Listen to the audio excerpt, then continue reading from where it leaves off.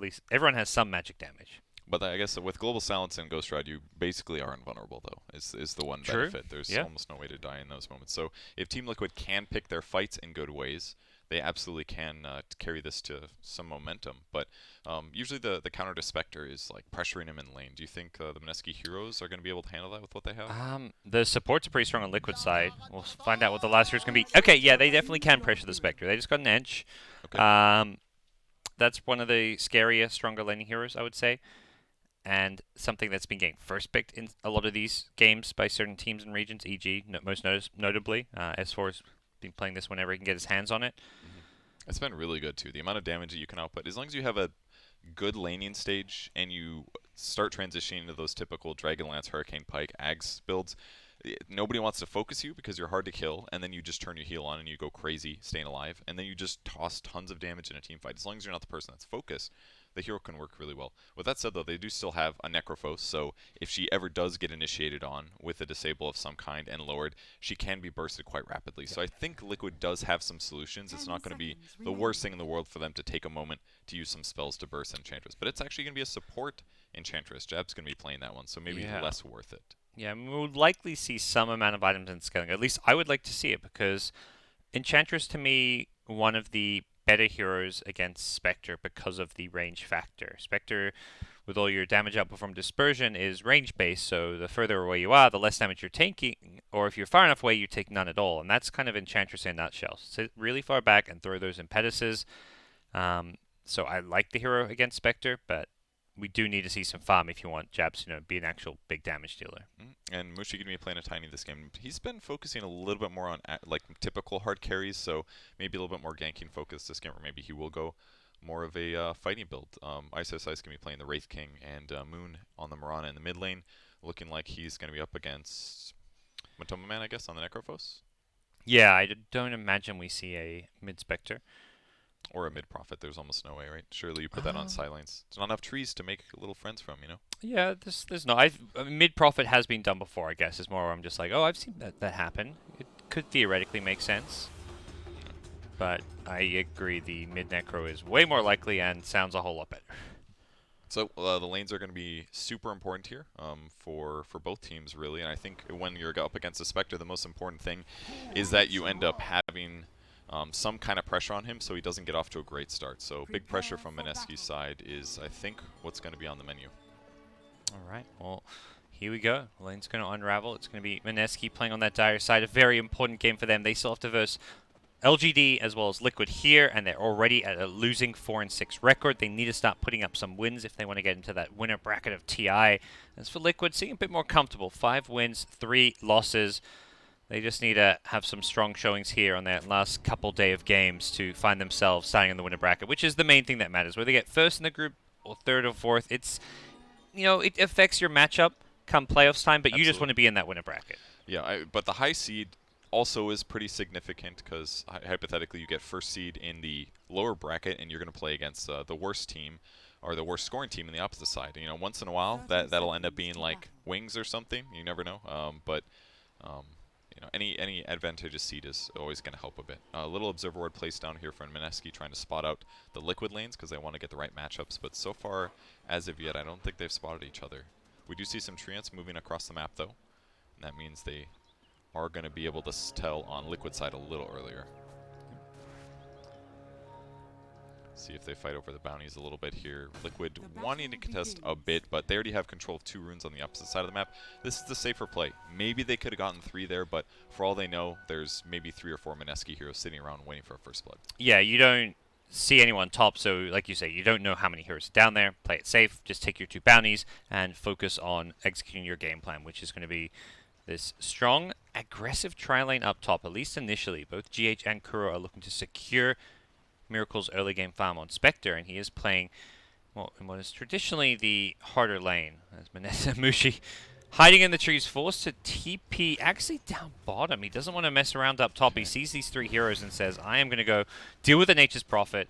I've got the tree grab. I'm the guy who can actually fight the MP the best. And normally when this happens, you end up seeing the carry walk across the map to get to the other lane faster for the lane swaps, but Mushi just going to be happy to go for the teleport. We'll see if Liquid ends Top up lane lane, swapping. Ice immediately getting stunned up and daggered. He may just go down here. This could be an early first blood. He does turn and throw the stun underneath the tower, doing some good damage on a GH, and Jabs maybe close to getting this kill. He's very fast here, can look to chase down, but the Salve Clarity from GH will keep him in good fighting shape there. Ice getting some help from Jabs with that level 1 Nature's Attendant. Man, I thought that was just going to be awful for Ice, but the fact that he got the stun under the tower was hugely impactful.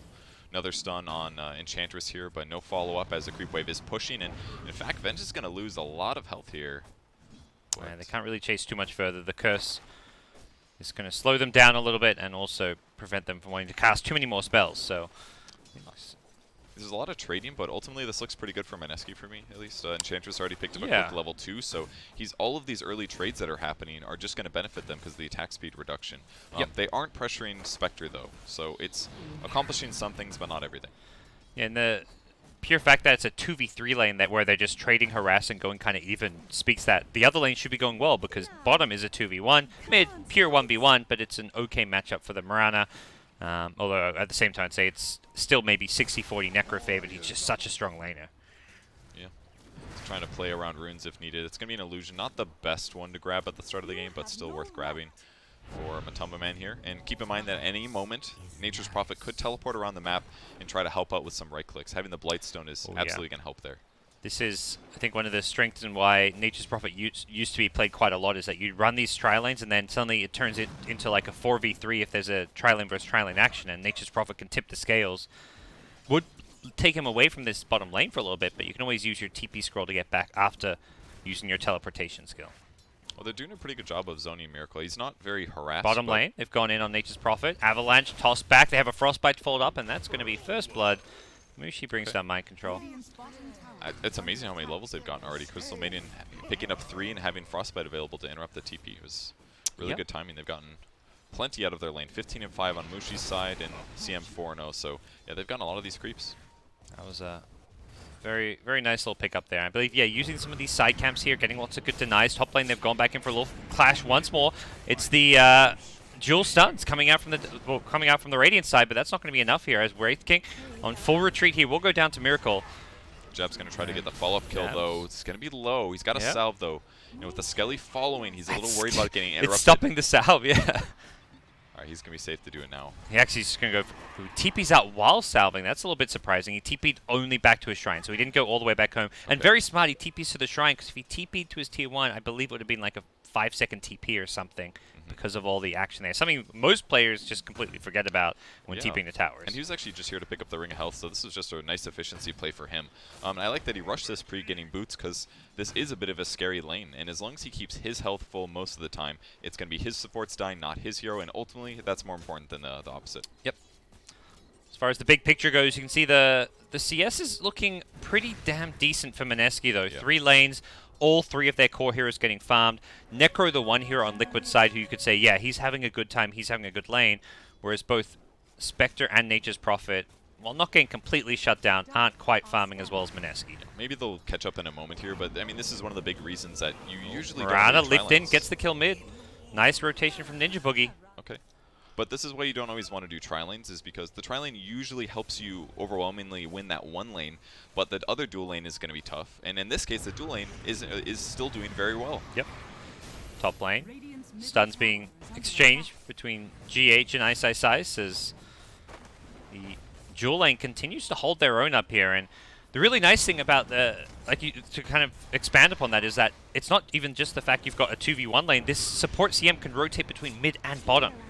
He's helping 2 lanes at once. Enchantress barely staying alive. Will get the bounty room before potentially going down here. Jab still might be okay here.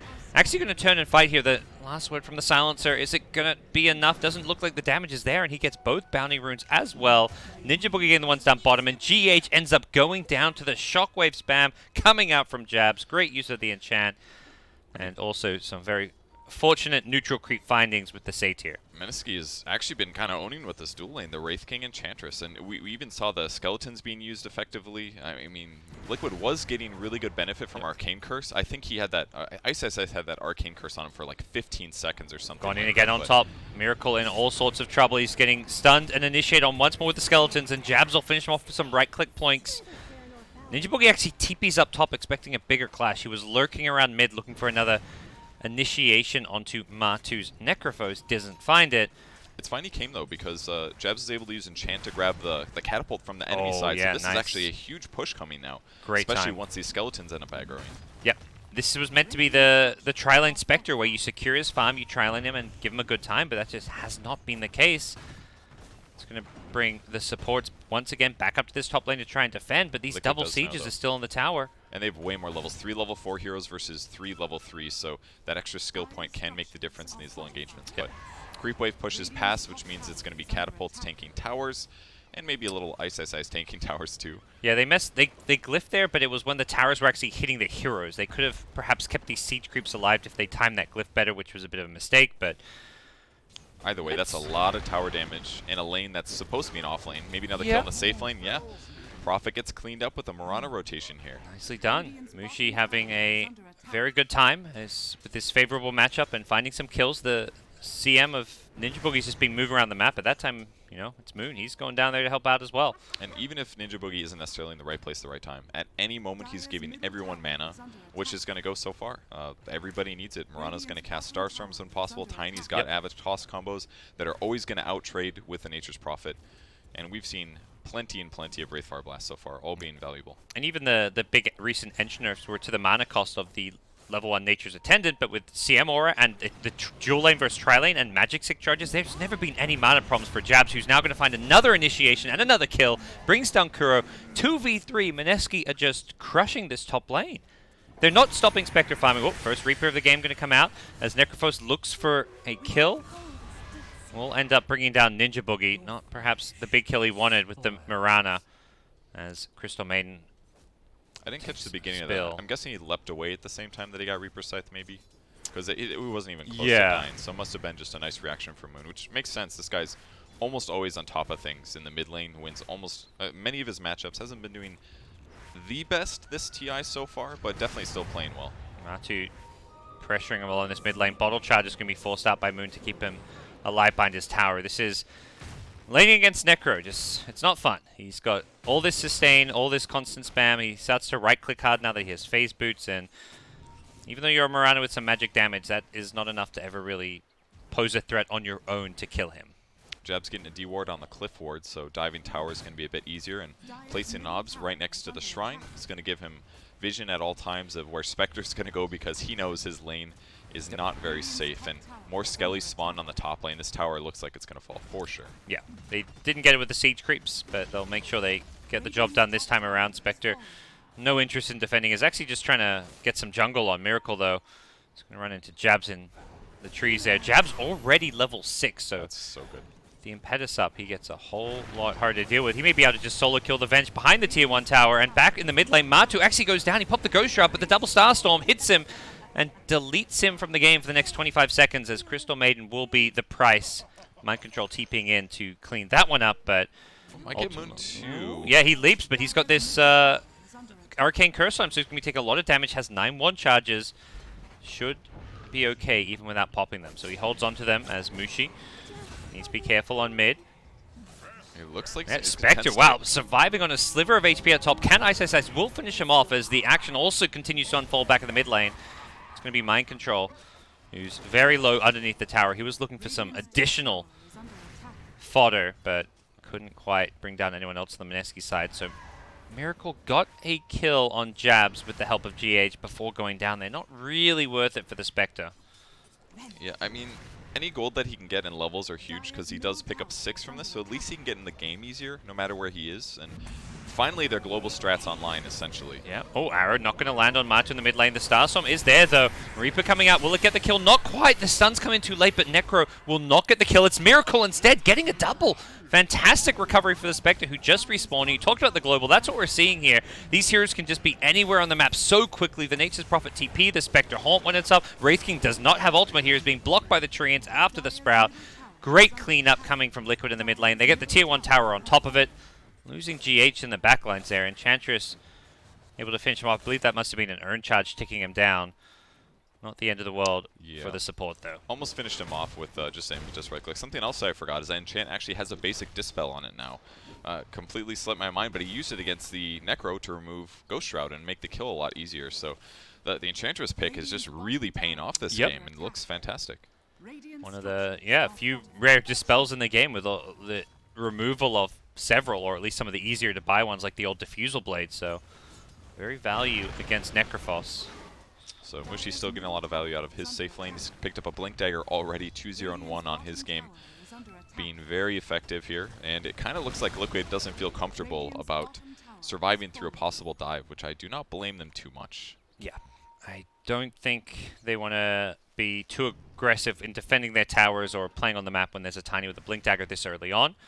Enchantress already has a VIP booster and is most of the way to a Spirit Vessel, which is another very effective way of playing against the Necrophos. Yeah, that's a great point. He wants to Ghost Shroud heal up if he's got Spirit Vessel on him. Those heals just aren't going to be anywhere near as effective. Even in team fights, if he's getting Reaper kills, he's just not going to benefit from those Death Pulse regen. And the fun part is, like, they don't even have to worry about too many heroes right now. Necro's a little scary. Oh, Avatos coming on Mind Control. Almost brings him down. No Quelling Blade. And he already used Tree Grab, so not going to be able to snag him there. Looked like he missed his Avatos a little, perhaps, but no kill. Kuro in trouble now, though. Yep.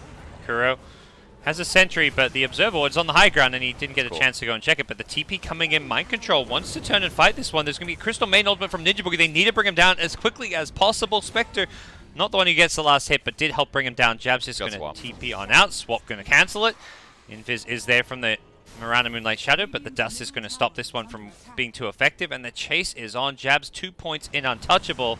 Gets some help from Ice Ice Ice. The Wraithfire Blast into an arrow. Long stun coming out onto Miracle. Ice Ice Ice, he doesn't have his ultimate for 10 more seconds. He's got to be careful. He gets dusted as well. He's on full retreat here. Should be okay. They just don't quite have the damage to bring him down. And Mushi, he does not lack the damage. Turns around, gets in there with a combo, deletes Kuro from the game, and the chase is once again on from Mineski. These guys just don't know the word stop, retreat. They are just chasing for more kills. They want in, and they want to just keep on bullying Liquid as much as possible, knowing that this Spectre pick is just not going to be a good hero to fight with right now. Yeah, he's queuing up a Ring of Regen, looking like he wants to finish a Hood to start the game. And I think that's a good grab versus a Tiny. Otherwise, you have to always worry about getting one shot at the start of the fight, or if any disable lands on you, the enemies are going to fall up really rapidly. But, I mean, Mineski started off with a great laning stage. They're really pushing their advantage. But with that said, Liquid is still getting on the map, and they are making some trades. It doesn't always seem fantastic, but things could turn around in the next 10 or so minutes if they get a really good fight. Yep. See if they can get that now. The next Haunt. Last time they had Haunt, they got those, 3 kills or so in the mid lane, just losing the support Venge. So with the globals back online, theoretically we could see the next fight coming fairly soon from the Liquid side. Even a Spectre just with Phase Boots, Aquila, and Wand does pose a bit of a threat using that Haunt around the map with the max out Spectral Dagger. Especially if he jumps in like halfway through the fight, goes on the Crystal Maiden, for example, when her abilities are down, then that's the best person for him to go for an easy kill. And once he gets the Hood, he's going to be a lot more comfortable jumping into fights like this and just being aggressive. But Tiny's still sitting around the top lane. He did spot Nature's Prophet before. He's going to find him again here. Yeah. Not very good for Mind Control. Yeah. Gets the Avatos up, but Drum Charges will help Mushi run away, and the Tree Toss is going to bring him down just to 30 health, and Mushi going to pay the price. 50 seconds he's dead for. Here comes the Haunt with the Global Silence. This is the big team fight of Team Liquid. Even when they're down 5k gold, they pack a punch when they group up and play with their ultimates. Ice Ice Ice going back in with the arrow into Starstorm. They take down the Necrophos. He's going to be respawning in a second with that reincarnation here as Moon forced to retreat, silenced up. Does get the leap away, though. Wants to maybe turn around and help Ice Ice Ice, who is somewhat on his own against 4 heroes. Stunned up. He's in all sorts of trouble here. Crystal Maiden just wants to get the hell out of there, but I don't even know if he can do that one. Drops a Freezing Field Miracle. Gonna not get the kill himself. It's Kuro getting a double kill of all things. And oh, he gets a triple! No the Arcane way. Curse. It just kept whittling away Oh At the man, Marana, who just wanted to get a bounty rune. that He was had 1 charges too. was he on cooled? He must have been on cooldown.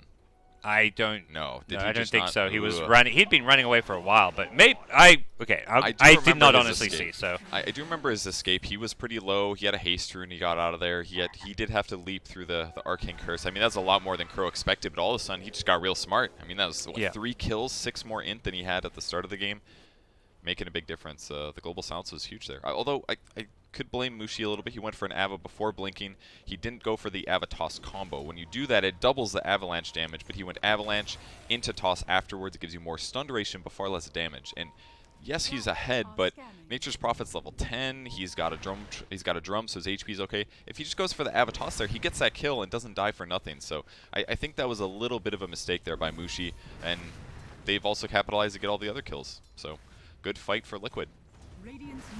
Yep.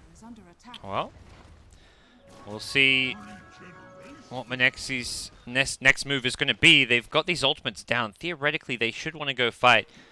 Well, Haunt, Global are on cooldown, but it's actually Liquid who are baiting their Necrophos. Very good hero to have in the front lines. Immediate swap coming in on jabs. He's going to pop the heal, though, and he's pretty damn tanky with this one. Mushi kind of slightly Off target. not getting once the again. Avatos. Yeah, once more. GH in the front lines, I think, realizes he's in a bit of trouble, but actually going to be okay here as Jabs just didn't quite have the impetus damage. Arrow, ooh, barely misses Matu coming in from the side there. Moon, he hit that one, may have been able to follow that one up, but... And I think the reason that Mineski is playing a little careful right here is because they took this advantage and they maybe turned it into the wrong items, perhaps. Ice opted for a Midas, which kind of reminds me of the last time I saw him do this. It felt he had a really good early game, and then they got kind of in the mid game and it felt a little weak. Maybe able to get a Matumba kill here. There's the enchant follow-up. Yeah. It's a Frostbite move, into Arrow. Ooh, that Reaper almost bringing down the Tiny. He barely gets away. They did throw the Global out here, so if Mineski can just retreat back off and disengage, but there's a long-range swap pulling Jabs back in. He's still taking damage over time. The right clicks should be enough. Yep, he goes down, as does Mushi. In deep was GH to help make sure they could get that kill, and Liquid are just outplaying Mineski right now, it feels like, more than anything. And while this is going on, Spectre's just farming. Yeah, the Liquid's doing a great job kind of presenting these options for Mineski initiated on, but they're always there to back up their heroes. And at this point, they have all the items they need. Matumba Man's got his double hat here, so he's really survivable. Wraith King can't really initiate because all he has is a Midas. And yes, it's going to give him golden experience, but now all of a sudden they've lost all this tempo because of the Global Silence team fights. If Liquid can take this tier 2 mid as well, it's going to make it a lot harder for Mineski to move around the map and find engagements. Yep. They're just playing very well around the fact that this Necro is strong. He's just, you know, he's sitting out in front, baiting and saying, come on me guys, I'm a Necro, you're not going to kill me, and I've got these heroes behind me. So even if you go on me, there's a swap save. If needed, there's plenty of backup for him, and hey, even if we lose a hero or two, Spectre's farming. And Spectre has suddenly Hood and Yasha, level 13 as well. This is a hero that gets quite strong just by having all of his spells maxed out, because it just gives you that full dispersion damage as well as Desolate, and suddenly you're quite impactful in a team fight. Yeah, he's even opting for more Desolate damage from his talent tree too, so he's just all about dealing damage with his team. The squishy heroes on the Liquid side are all getting tanky. Silencer's picked up a Treads and double Bracer, because he knows if I max my raw HP and my enemy Tiny goes for a Blink Dagger, then that means I'm more likely to survive the one-shot combo, and if you can, it completely changes the team fights. So now all those early opportunities that Mineski has have kind of fallen away. Radiant does put a scan on the map, and they're going to spot Mineski's rotation as well, so we'll see if they make a play around this. Well, Mineski get anything done moving through the top side of the map, smoked up. It doesn't look like they're going to find anyone because of Liquid's just general read of the game here, and now They got wards down at least, that'll help. Yep. But although one of them should be dewarded here, in fact it's already spotted. It's going to reveal the fact yeah, the creep wave would have seen it, so Yeah, there's reveals exactly where they were. So they got to get there in the next 30 seconds. We'll see if they make it over. But yeah, they'll move as a team. A little scared that the enemy team might be lined up, but at least it should be obvious. Ice isn't there. He's in the mid lane, and he does have a good item coming. He's almost about at Relic Gold, and this is a super solid timing, I would say, for a Wraith King to have this. Didn't opt for the Blade Mail he initially had queued up, but that seems okay for this game. Yep. I think he may even go back for it after like a Radiance Blink Dagger. It's just always such a good item to have on a Wraith King who's frontlining, but I think it's the right way to go if he goes Midas. Like, if he goes Midas into a Blink or something, it feels like if that was the case, he should just gone Blink first, because it would have helped them win some of those mid-game team fights where things got bad. Bounty Rune's coming up here, so we'll see if Ice can test this one a little. Yeah, he is. Could want to fight this one. They're going to throw out the global silence here. Matu in the front lines, being bailed out a bit by that one.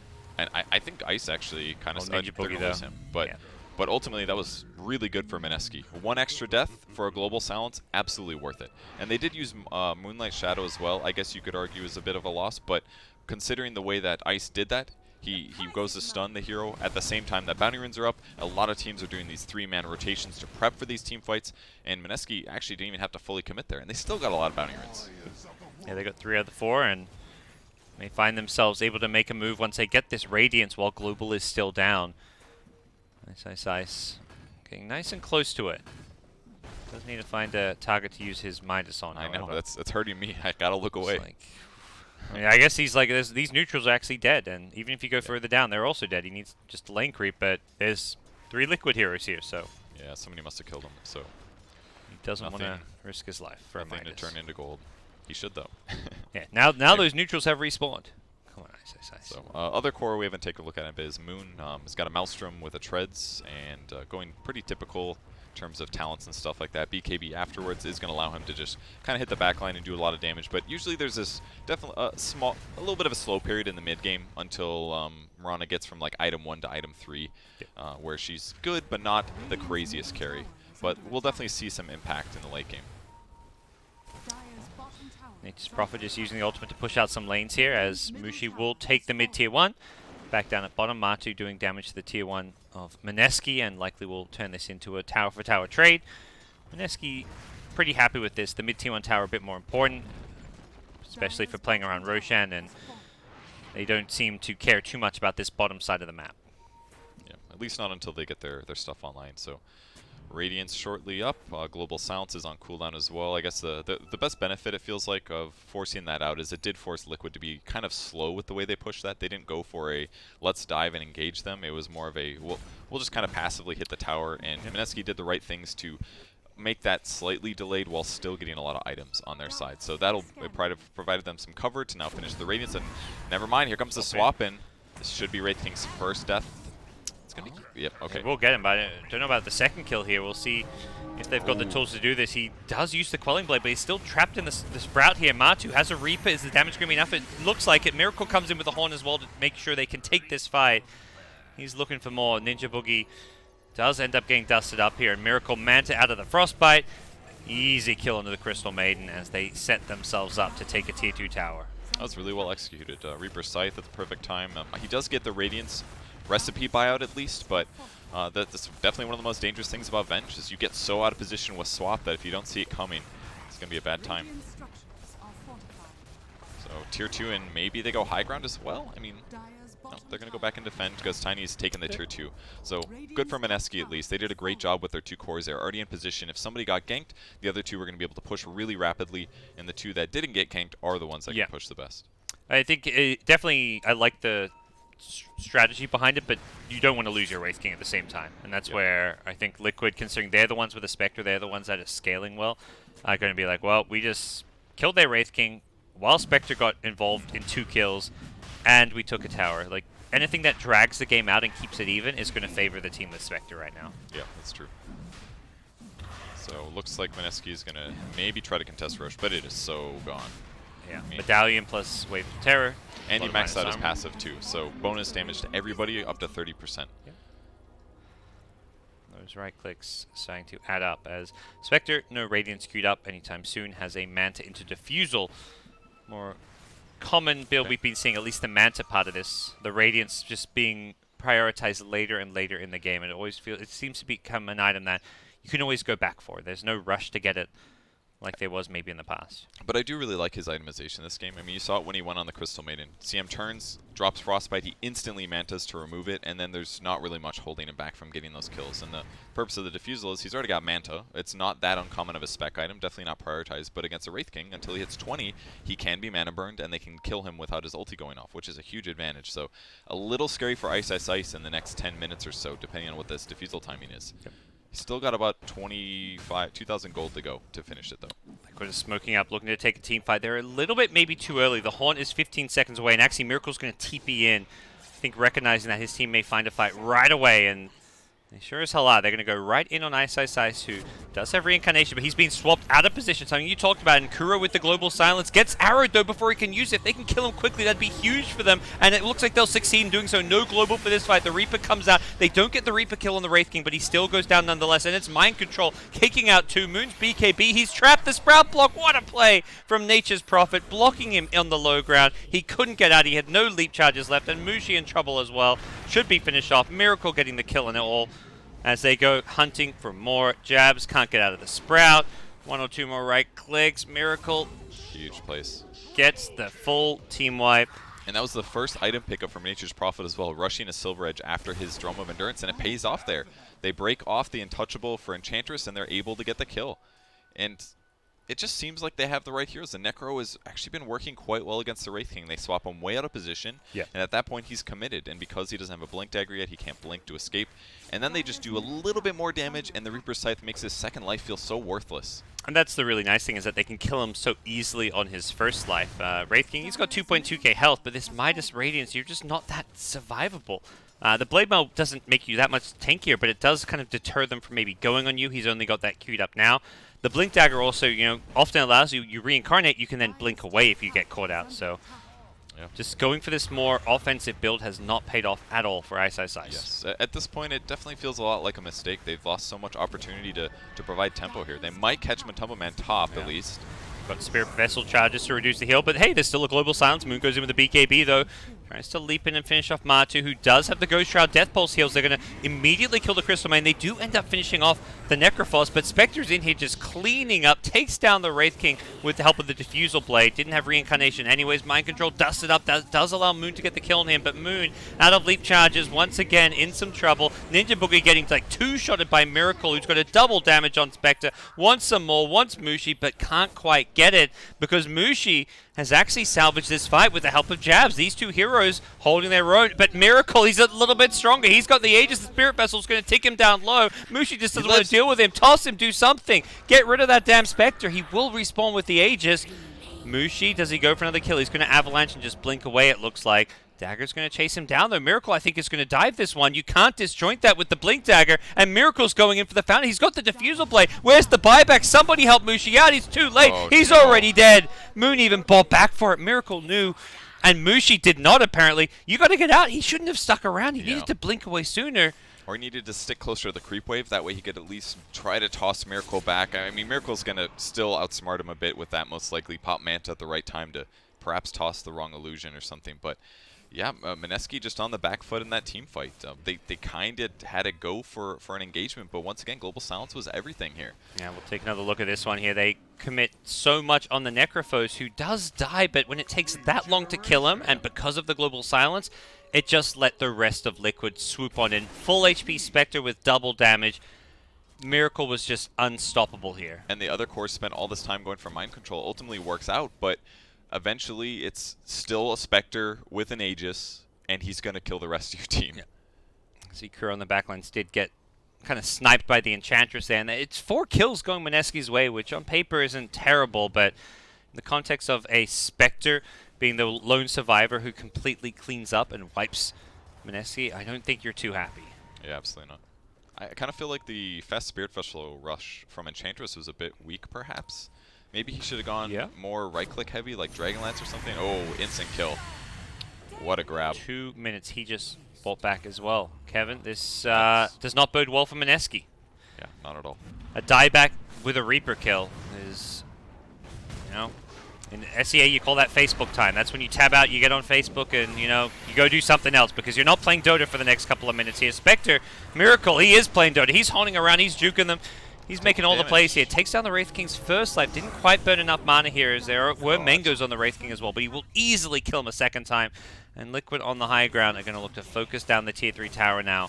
Earn charges to heal up Miracle, get him back in fighting shape. Man, it is not just Necro being effective against Wraith King, it's also the Vengeful Spirit. The fact that he doesn't have any armor items, and he has to deal with Wave of Terror and a Medallion, even right-clicks kill this guy so fast.